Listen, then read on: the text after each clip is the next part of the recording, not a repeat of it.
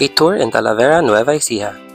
Narito nga kami ngayon sa Job Spark Cafe and Restaurant located here in Talavera, Nueva Ecija. Newly open restaurant lang ito dito sa Nueva Ecija kaya naman mainam na binisita na din namin. Bukod pa lang ng Job Spark sa hallway na ito Instagrammable na. Hindi naman may tatanggi sobrang ganda with tree and lights, diba?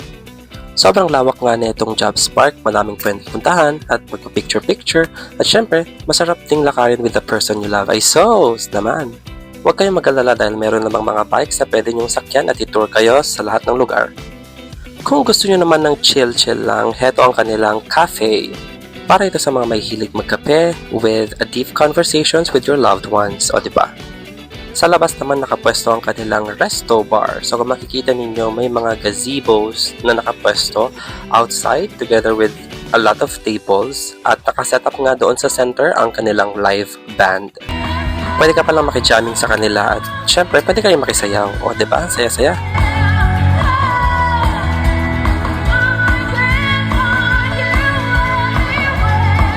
Dahil nagutom nga kami sa paglalakad guys, umorder na rin kami ng aming pagkain for today's video. Ayan, umorder kami ng frap for the two of us.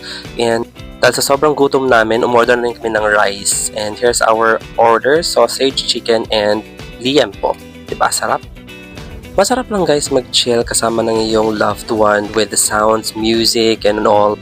Isama mo pa dyan yung mga kapitbahay nating super saya magsayaw, o diba? At eto pa, may bonus nga pala kasi pinapunta kami sa pool para manood ng dancing fountain. Ayan, masasaksihan natin ngayon ang kanilang palabas.